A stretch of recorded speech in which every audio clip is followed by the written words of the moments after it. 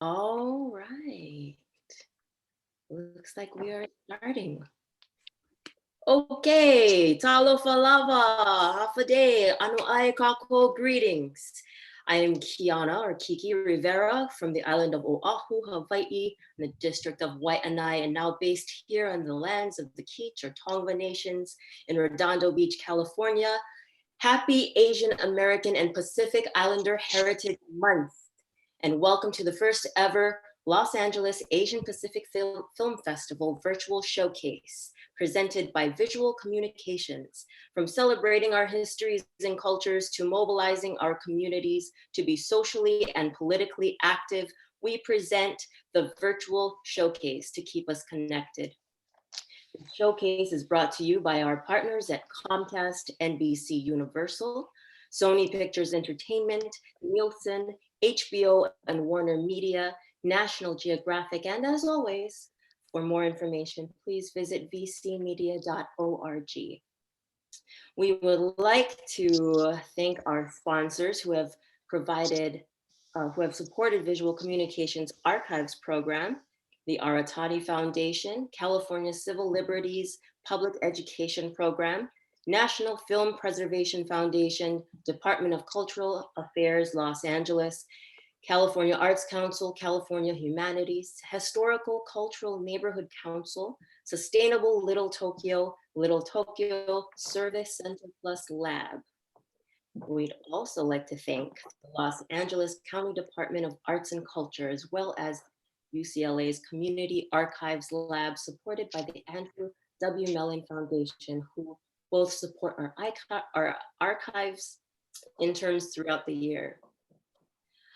All right, it's Monday night VC, past Pasifika, as Visual Communications celebrates 50 years for today's MOs. We look back at VC classic films centered around our Native Hawaiian and Pacific Islander communities. Big mahalo whakatai to tonight's community partners empowering Pacific Islander communities, or EPIC, FYI Films, Native Hawaiian and Pacific Islander Alliance, or NHPIA, and Pacific Island Ethnic Art Museum. Now, let's meet our panelists. We have Mickey Davis. She's a senior programmer with the LA Asian Pacific Film Festival.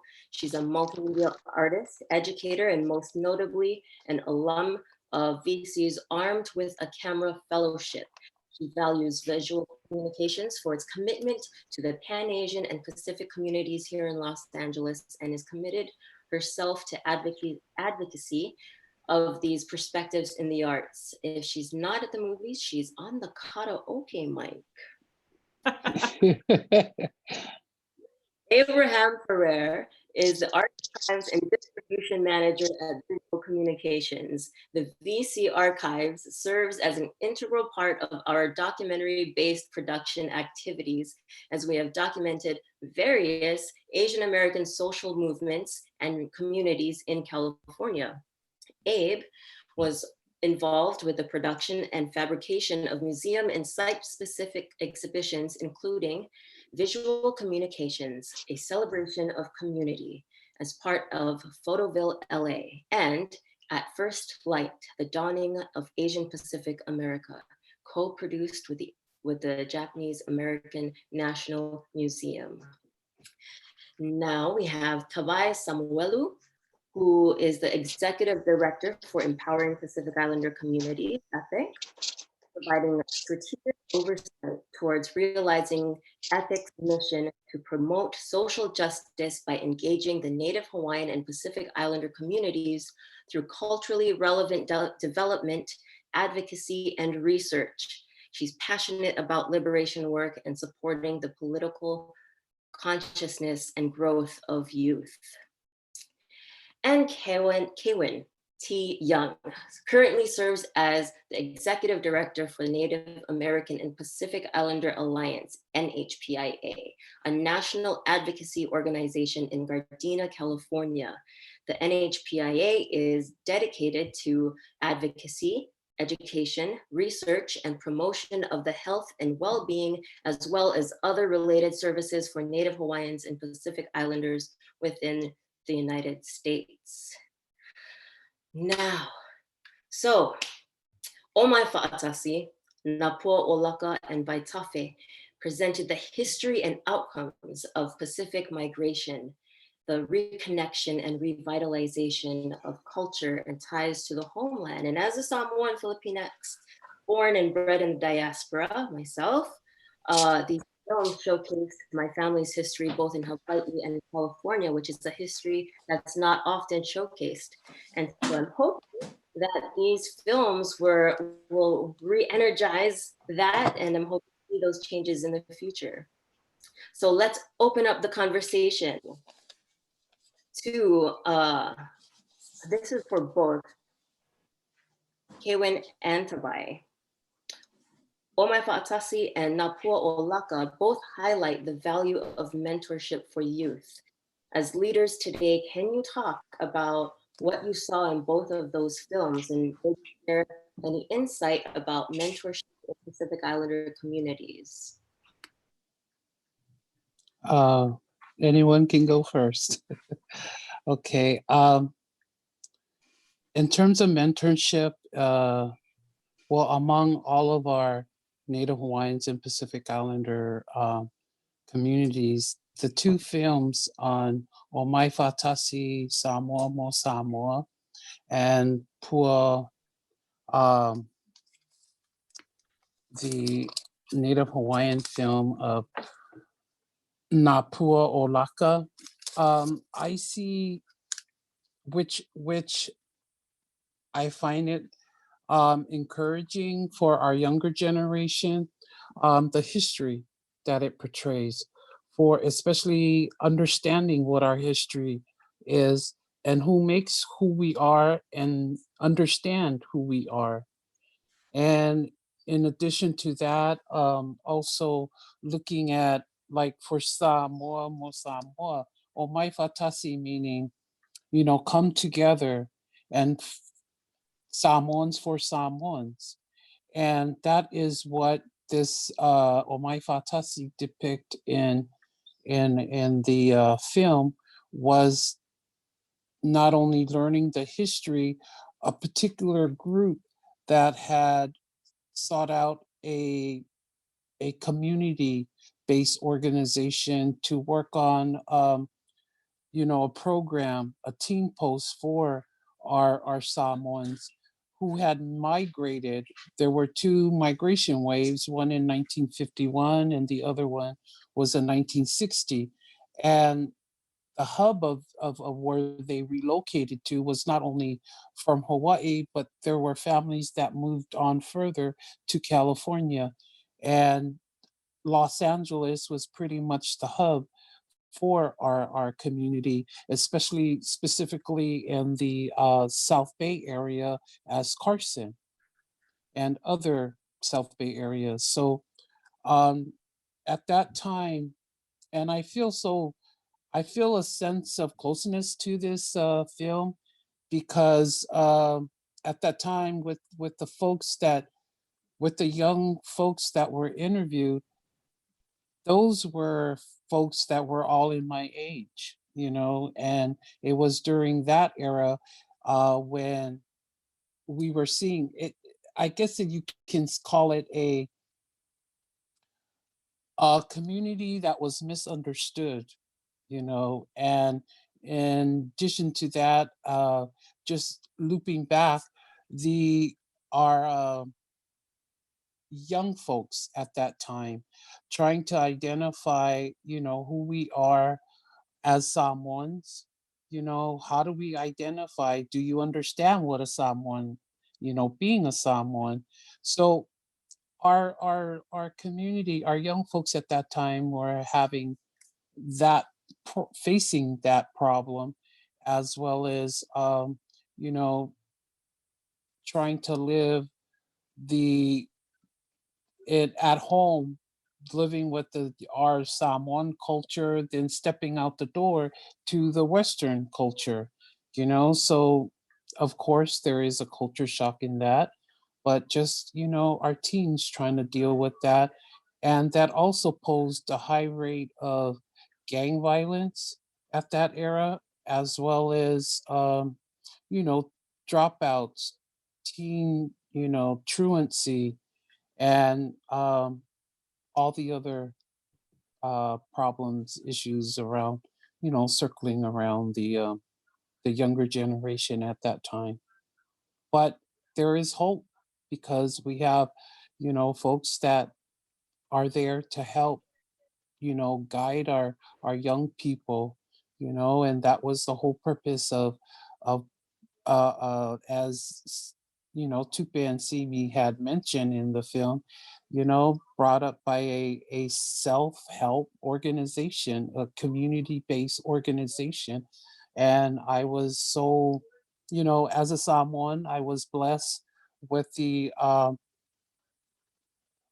assistance from Supervisor Kenneth Pond, especially with his deputy, Mas Fukai, who also had as an assistant that was on the ground, boots on the ground with our community leaders as well as our faith-based leaders, Chuck Furatani, and, met with many of our, as I said, community leaders and faith-based leaders.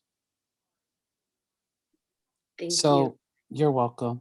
Sorry, did you have more? No, no, no, go ahead. Tawai. Thank you. I was just gonna let Cowan talk and talk and talk. No. Well, no, I think this is the other thing, right? The irony of a question, asking me a question about mentorship, is that as far as the PI community goes, I am not the adult in the room. I'm not the grown up. I come from a background of youth development. That was my life before Epic. And this is by far the most humbling job I have ever had.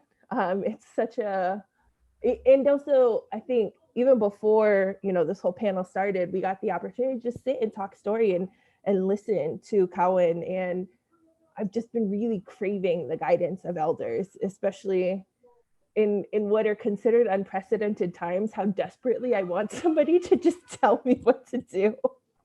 But, and thinking specifically about the films, right? About OMAI FA'ATASI, about, what is it, NA PUA O LAKA?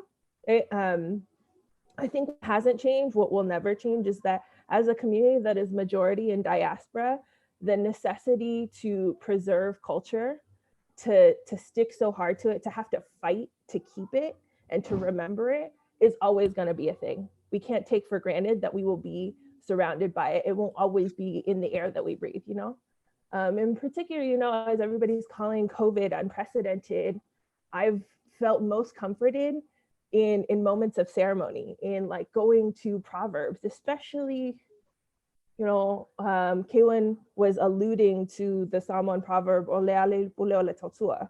The pathway to leadership is through service. And so as I think about mentorship, there's also this piece where in the Samoan culture, the indicators of youth aren't chronological. It's in your laundry list of service. And how much have you really committed your life and your livelihood to being in service of others, to tautua? I also think about, another, it's like, efofole alamea ele alamea, about how it's the belief of traditional Samoan fishermen that if you step on the spiny side of a starfish, that you turn it over and you apply sort of the spongy side to the wound in order to heal. And it's used to communicate that the solutions that a community needs lie within that community. And so I think with these two proverbs, I think these are what I've been offered by mentors like Cowan, like Sefa Aina, folks who've been incredibly generous with their wisdom and also patient with my growth. Encourage my own patience. And so I think, those things hand in hand, thinking about youth, and also, OMAI FA'ATASI, what is particularly unique about OMAI FA'ATASI, about NA PUA O LAKA, is because that type of mentorship was grounded in the notion that culture was an asset and not a barrier, right? That's what was unique about it, that you can go anywhere else to get mentorship that will tell you to let go of your culture, that you're going to make it in spite of being PI or Samoan or person of color. So to have these places that would root you so deeply in who you are, and considering, you know, Samoa, the three pillars of it are land, language, and family. So I think these particular types of organizations, what EPIS to be, we recognize that the young people that we work with are divorced from their land. Some of them have lands that they can't go back to. That language feels like a far away foreign thing, and that family can be complicated sometimes. And so I think what, you know, the importance of mentorship, what's unique about these spaces is we often bear witness and encourage, like, not just the preservation of culture, but its evolution in order to meet the current needs and material conditions of our people. Thank you so much. Wow, thanks. That was great. Okay, this one is for Mickey. Mickey, these films are small snapshots of the Pacific Islander communities of a different era. What's the value of sharing these films now with a new audience? Can I just say, Tavai, that like hearing you, I'm like, that is a tough act to follow. Like you just said so eloquently, both you and Kawan have just struck so many like points that I'm like, yeah, I would love to make that point as eloquently. So I will just continue and try to butcher this probably. But you know, and speaking of, you know, looking back at these histories, which, you know, if you think of history, it's like a moving target and you've got to frame these kind of like moments in time. And it's just, when I look at these films, I'm just like, I know that a lot has changed. And, you know, we're talking about the style and clothes, but then what else hasn't changed? We're always moving, we're always in migration. And these stories are still so like familiar across like these different, you know, for a Samoan woman who's also, you know, basically raised in the diaspora, like early childhood in the homeland, and then in Georgia. And then I came to San Diego, and then I ended up in Los Angeles, you know, and I learned of our diaspora community in San Diego first, and I wanted to highlight that community. And so, and figure out a way to like dig in there. But, you know, you're kind of like, okay, I've got some tools in my kit, and I have my family, but I also need, you know, a little more guidance too and so finding, you know, elders, mentors who have been basically like seeding the ground, you know, and growing these movements and working for so long. I think my point is that it showcases that. It shows that there's a lot of work that has been done, that, you know, I'm not going through anything new, right? And so that's what connects us, is that we're, you know, we're in this together in a way, like through history, into the present. And I just think there's like, no matter what, we're always going to need to see like what it looked like then, what it looks like now, what it's going to look like in the future. And I can also tell you that I had the real privilege to work at UCLA this in the winter quarter in the Asian American Studies department. I'm teaching a film on Pacific cinema, and there were so many students that would reach out to me. And I know this wasn't just me. Dr. Keith Camacho also, or he, you know, created this class, and we were just speaking about this like last night, that there's always, you'll get these emails from students who are just like, oh my gosh, I want to take this class. Like, what should I do? They'll email you like in fifth week, because there's this desire and this need to connect to themselves, you know, like people that they can connect to, that they want home, they want other versions of home, you know, or of their island, great diaspora community, and also island communities. And they just need that. There's such a need for that content. So I think I don't know if I addressed your question, but I hope it's in there. There's just always going to be a need, always going to be a need. There always is. Yes, I agree. And in listening, I'm like, oh, I have another question to ask. So I'm here taking notes, making sure I don't forget, because I will. But hopefully I won't. Abe, and Abe, if you feel like also sharing and touching upon what those questions, please feel free. but I also have another question for you. I think that the three covered it. Okay, well then here's your new one. Okay, so VC has created with understanding that media and the arts are important vehicles to organize and empower communities, build connections between peoples and generations through the development of AAPI film, video, and media. With that said, can you talk about how VAITAFE and the partnership with American Samoa City College? How that happened? Yes.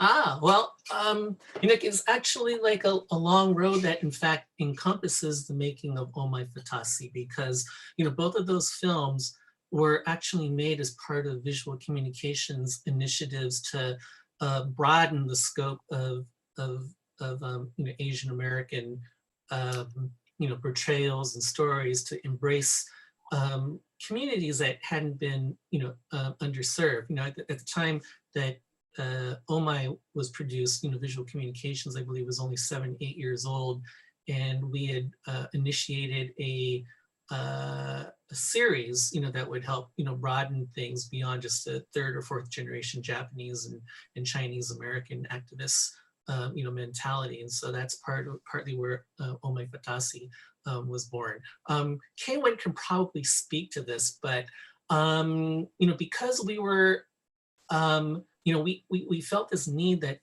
the stories of Samoan American youth and young adults of LA's South Bay region, weren't being told. That was the importance of creating OMAI as part of this series. But in doing so, the producers angered a lot of the Samoan elders, because they felt that because the film was so youth and young adult oriented, and didn't provide allegedly a holistic look at the Samoan American community, that we were kind of like in that doghouse for a while. And just around that time that this had happened, we had gotten an invitation from a couple of administrators at American Samoan Community College in Pago Pago to to do a narrative story. And at the same time, we were also getting some money to do another series called the Nation Builder series. So VAITAFE, Running Waters, became the final element of the Nation Builder series. And what we did was that we did a rather bold experiment, is that each and every single primary production team member will be paired up with somebody from the Samoan American community. So for instance, Foi Alo was the co-director along with Takashi Fujii, and then Maria Tuiasa Sopo was the associate director. There was a Samoan American cat who was the co-screenwriter. There was a co-cinematographer, a costume designer, a production designer. K-Wen was the boom operator, along with Gabriel Kupos. And on and on and on. And the whole idea was this really crazy experiment to to empower all the way down to a cellular level, the production or the story, of Pacific Islanders by Pacific Islanders themselves, so that they would have, fundamental, input and creative control over their stories and what have you. So, and needless to say, we did address most of the questions that Samoan elders had of us, that that their voice was not being heard. So so yeah, that was a trip, and whatnot. So so yeah, that was crazy and what have you. If I could just add too that as part of another of VC's filmmaking initiatives, the Filmmakers Development Program, Rick Chun's NA PUA O LAKA was produced. And in not so many words, Sissy Kaio's story was basically told to reclaim the heritage of hula, as it's picture as just basically like a bunch of wahinis doing like, cultural dances for shows and what have you. One of the things was, her task in her hula halal was to reclaim hula and masculinity, which, basically were like this, what have you. And if, anybody saw, the documentary, that's basically what her piece, well, what Rick's piece and what Sissy's mission was all about. Thanks so much, Abe. Kaylin, did you have anything to say on that?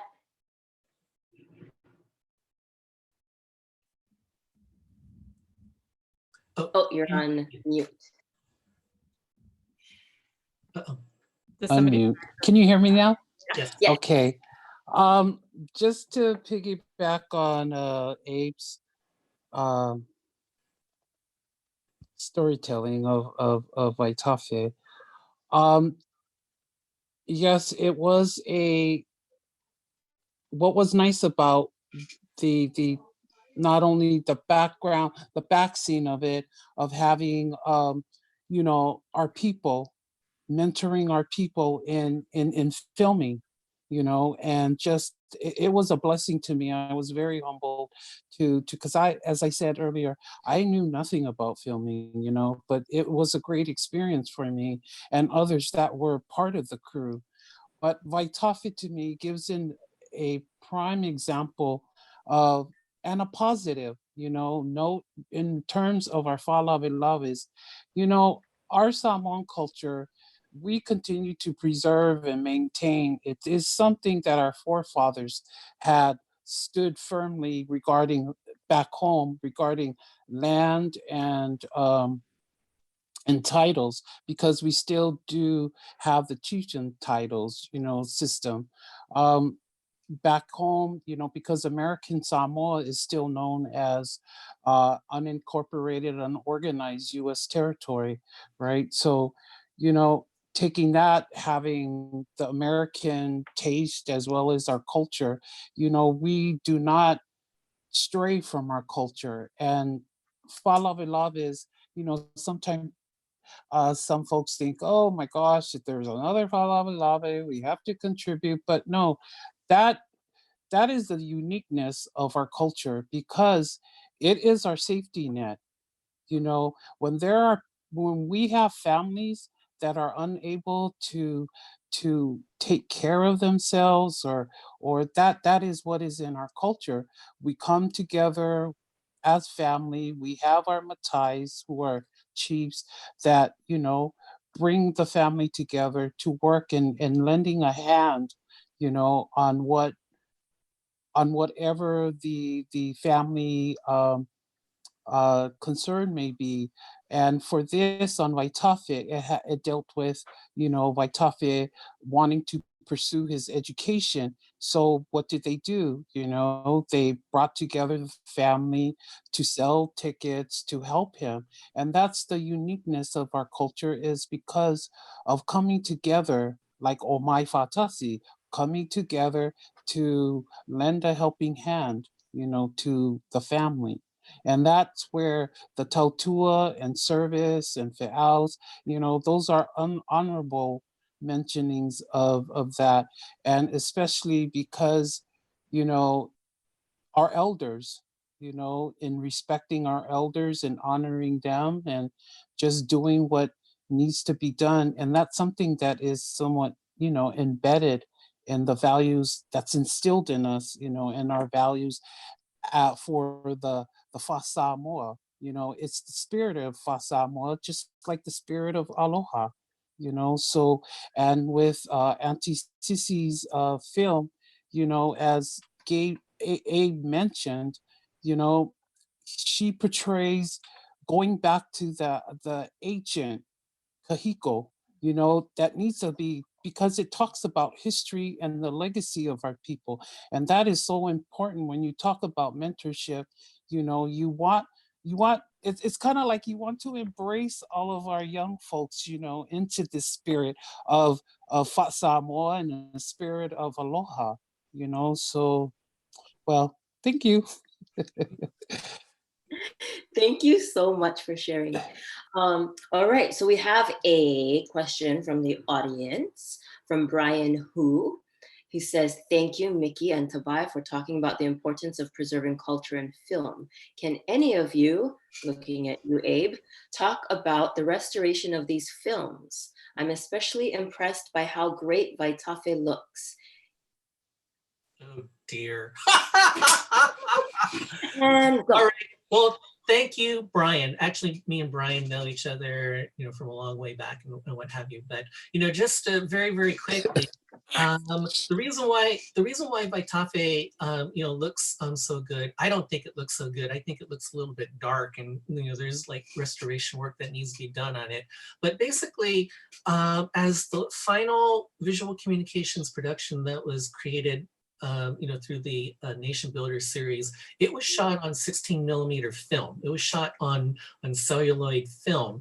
And after its world premiere at Harbor College, it only did a few other screenings, what have you, and then it got put away. So it really hasn't been beat up as a print, which is why it really hasn't degraded very much. But as with all visual communications productions, we're working right now on doing restoration. And that's as opposed to a film like OMAI FA'ATASI, which was created on broadcast video. It was one of the very first productions that was produced on video. And as we know, broadcast video is seen as expendable. It degrades very quickly and what have you. And so, OMAI is one of those pieces that we also have to, to work on and what have you. And as far as NA PUA O LAKA is concerned, the reason why that, has held up is that it also was shot on film. It was shot on Super 8. So basically we keep all the original elements here and, try again, keep them in a condition where, they would be able to be exposed and used and, presented to newer generations of audiences again and again. Hope that answers the question. Thank you so much for that answer. I've got a question for all of you. As a storyteller, as a playwright who is always trying to advocate for people to tell their stories, especially those of the Pacific.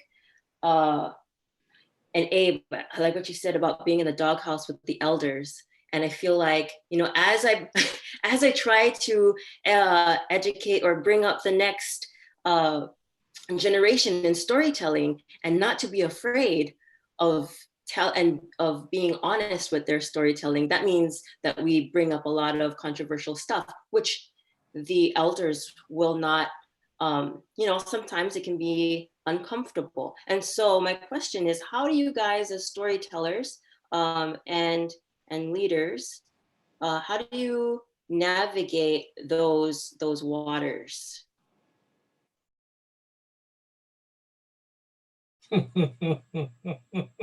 I see Tave laughing. I know, right?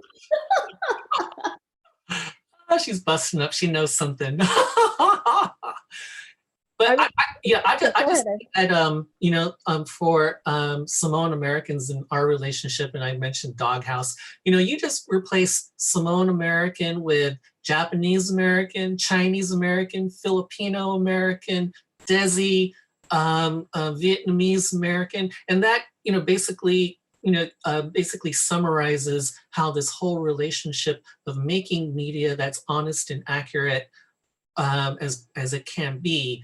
How that participation with an entire community sometimes gets you in trouble, because everybody's stories are not told, right? Everybody does not think in terms of vision, perspective, voice, storytelling, whatever. We're all hung up on things that are not of our own making, like representation or diversity. And what have you. So of course, when we tell our stories and what have you, we do our best to be as accurate and honest as possible. But there are many people whose voices are either erased or untold or what have you. And of course, they're going to have their say as to whether or not what you did as a media maker is either right on or off the mark. Again, that's one of the things that our community of filmmakers recognizes and has to live with on an almost everyday basis and whatnot.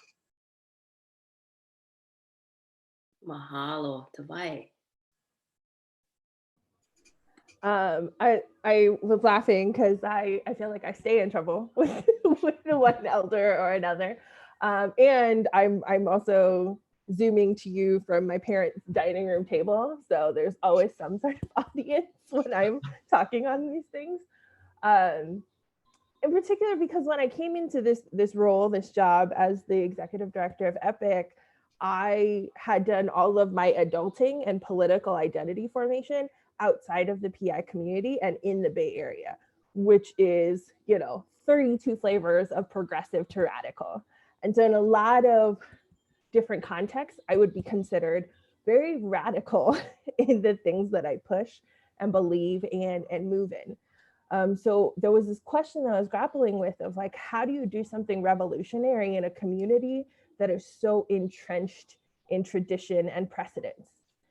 And a lot of it was about remembering, right? Like when you go back to culture, you remember and see that like, we come from a line of matriarchs and matriarchies, right? So we've always trusted women and honored the wisdom and leadership of women. You go and, Fafafines and Fafatanen and Mahu and Fangaliti. Those are like, that also means we've never really believed in a binary and that gender was utilitarian. And so if you were multiple genders or more than one, you were twice as useful as any other human. And then thinking also, like for places like Hawaii that have the ahupua'a, right? These watersheds that divide our land and the way that resources were distributed were based on need. So we've also always practiced equity. And so I think there's this place where like equity and gender inclusion and feminism are not brand new to our people, right? They're actually not that revolutionary. And so there's a lot of cultural reclamation that is also part of like remembering our values. But then we get to this piece, right, where this is also what's so interesting about oral tradition, right? This is also what's so heartbreaking about pandemics, about the Spanish flu, is that a third of a population that wiped out independent Samoa also meant, or at that time, Western Samoa also meant that was a third of people who couldn't get remembered, who couldn't carry on our stories, that lots of our storytellers have died each generation, and how much our survival is like highly political, right? And a huge part of that storytelling. And so I think about this piece where my own generation sits, where I sit, we're both on this contentious place of remembering. And also there's this author, Carmen Machado, who talks about the violence of an archive, because she says like, what you choose to remember is also an act of power. The people who get erased because it's not safe enough to remember them, queer communities, other folks who like got written out. And so all of these things are at play. And I absolutely agree with Abe, because there's this other part is like, when you don't have that much representation, you desperately want to get it right. You want everything out there to be good. And then, Stuart Hall says there's no such thing as good representation or bad representation, because those definitions aren't fixed, that the best way to combat something that is negative is actually a multitude of representations, so that nothing becomes the single story. So I think that's the other part where I'm thinking about, I don't know that our stories operate solely on a spectrum of true or false. There's this perpendicular axis of helpful and harmful. And so how do we flood the market of what people are consuming so that everything gets to be true about us? I'm just gonna bathe in all of that right now. I keep finding myself doing this. I'm like, oh, I think this is when the generation does this. Okay, Mickey, I know you got something to say, girl.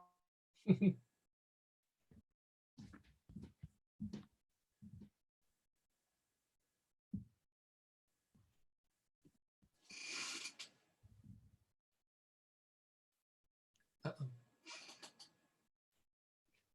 Can you hear me?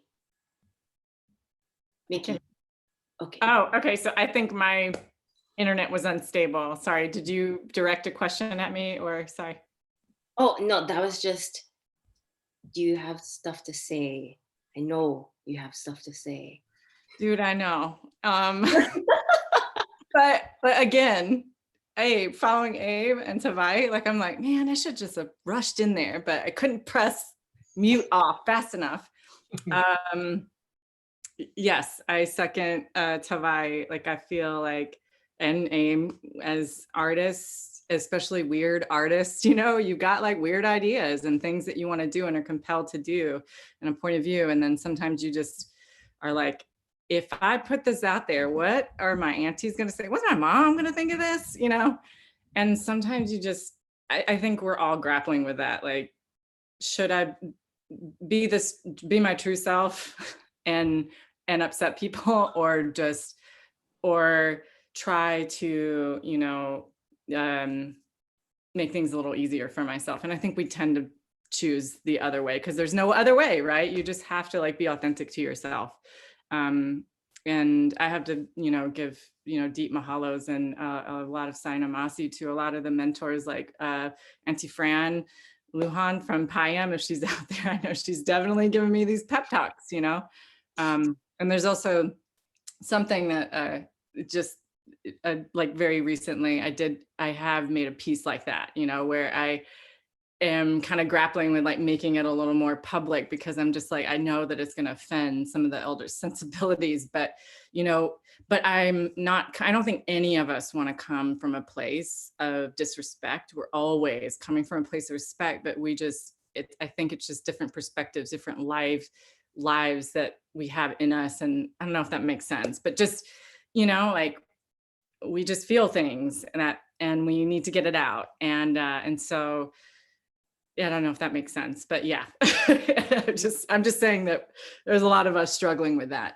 And I think in terms also of like language, you know, those that are coming from like trying to learn their native tongue.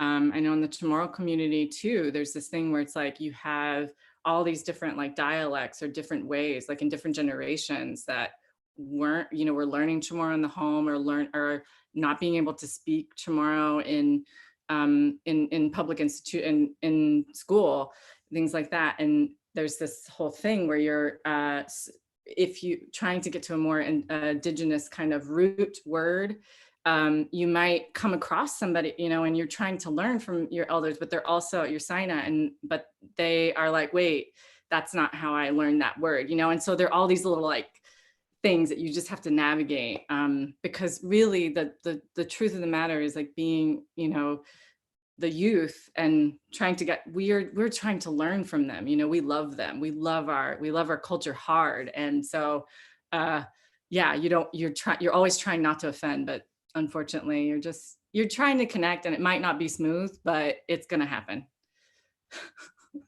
Right. No, it's in our blood, right? We're part of our blood memory too. Cowan. Yes. Thank you. Everything that you've heard, oh gosh. Well, you know, with me too, honoring our elders as well. I have to do the same thing with our elders as well. But see, that goes back to, and of course, it is difficult. You know, it is a difficult process, and that we are, you know, in the trenches of things when it comes to culture, and also understanding what, again, the history, the legacy of our, not only our family, but our ancestors. You know, that's so key to us all, our Native Hawaiians, as well as all of our other Pacific Islanders, you know. And in addition to history, that's why in terms of mentorship, we, you know, I'm passionate about service, but I'm also passionate about mentoring our young folks into understanding what the history and their legacy is, you know, because for Samoans, how you identify, you ask, oh, who, and you learn this from your parents, right? Oh, what is your name? Oh, that's your name. Oh, so is your family from such and such village? Are you, that's how they identify where where their roots are. And so and that's part of, again, navigating, navigating and service, that those are like so key. And in addition to with history and legacy for me, and I'm just so, so humbled to be able, and give you an example, Tavai, she is one of our young leaders that, gosh, and she had to go through, a phase with our elders, but I mean, she's doing a magnificent job. And I give a lot of props to Tavai for, there's this saying, you know, ingi ingi atu, they pick on your skin, but you gotta have tough skin, you have to have tough skin.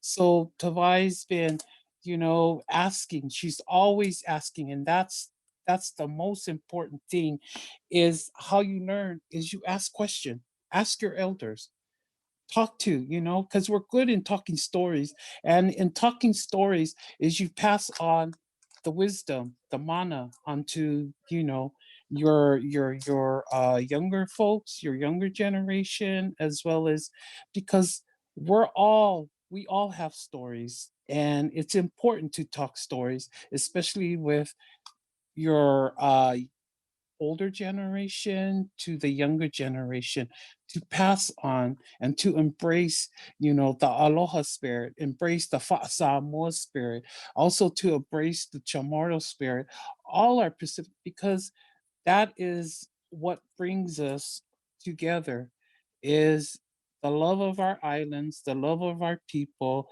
the richness of our culture, and honoring our history as well as our ancestors.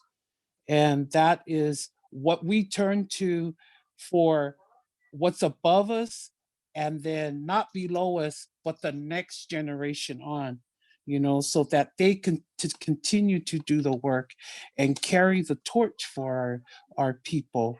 Because we have so many, and it's just amazing on how so many advocates, in our Native Hawaiians and Pacific Islanders, that have, like Auntie Fran, there's Uncle Victor Pang, who, Auntie Pat Luce, these are all folks that have, advocated and really pushed in terms of the, with the census now, the census 2020.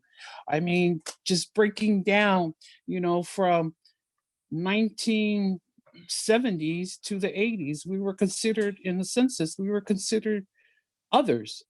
Then from the 80s to the 90s, we were considered APIs. Then from the 90s to the 2000s, we finally began to have our own category. And I give props to Senator Daniel K. Akaka, who submitted and acted a legislation of revision of OMB Directive 15 to separate our categories so that we are able to disaggregate our data. That is why it is important that we send the message out to please to our Native Hawaiians and Pacific Islanders to please complete the survey, complete the survey, because it will help build the future, shape the future of our next, of the next 10 years for our generation, and that is key. So, these are many folks that were part of that, starting from the 60s to the 70s. And I'm just thankful that many of our community organizations and our faith-based leaders are putting that word out regarding the census, as well as the COVID-19, forming our Southern California group to help help the needs of our people, you know, from Kern County to San Diego County, where we find another higher population of where they concentrate there. So again, I'm thankful for this opportunity to share and especially talk stories, right? So we all got stories, and this is a wonderful forum to be able to share stories. Thank you Thank you. so much. Your words make me dance. Okay, we're running out of time, and I really want to ask this last question. So maybe we'll address this question to this next generation, to Vi and Mickey. We are in this va'a together. We're in our canoe together, and we are experiencing a lot of shifts, especially culturally. And we see this through with the films that we already experienced, right? So what do we bring on our va'a into the future? Keep it fast. Not just kidding.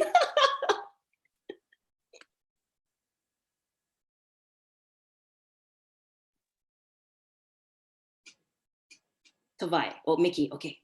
Oh no, I was like, Tavai's probably like, I'm gonna give her a chance, but I actually don't.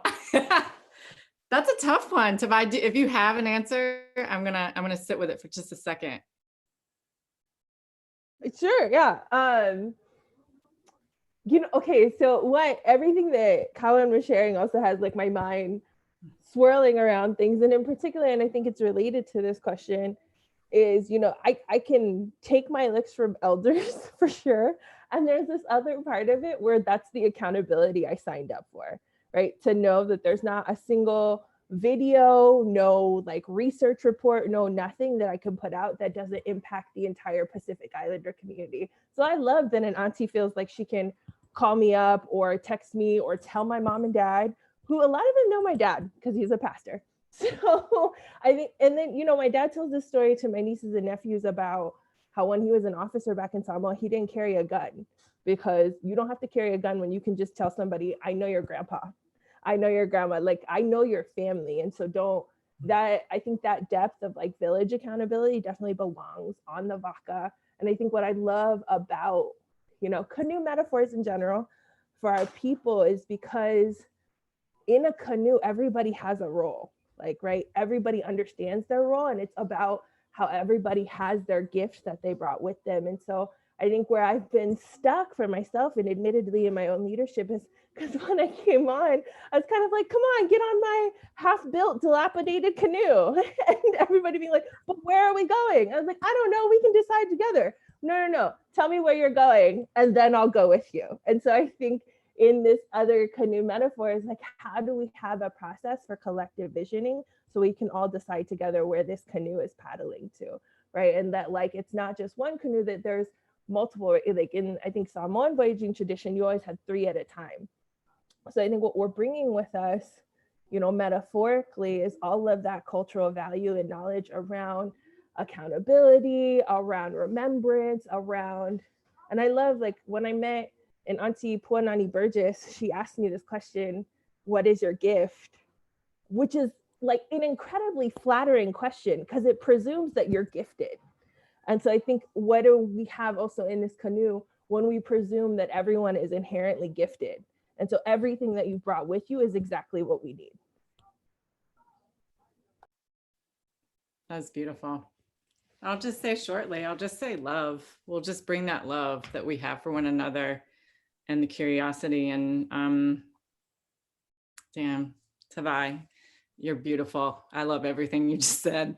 And the histories, you know, Colin, you bring your temporal history, bring what you know, and bring your people with you, you know, your ancestors, but those, you know, in your sphere, and bring those experiences, because just like these films that are being showcased right now, we look towards our home islands for those histories, but we also have to recognize that there are histories happening right here. And that's what I think is just so beautiful about these films, is that they are really showcasing like these lives, these like you know, these youth in these diaspora communities. So that's my short answer. You guys, thank you so much. I love these conversations. I could go all night with it. But unfortunately, that's all the time we have today. So be sure to check out the rest of our showcase lineup. And I hope you'll join us for Monday Night VC. How's it?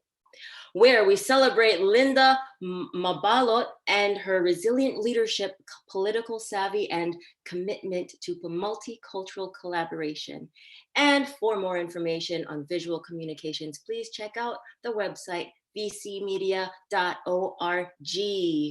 Fa'atai, fa'atai, fa'atai.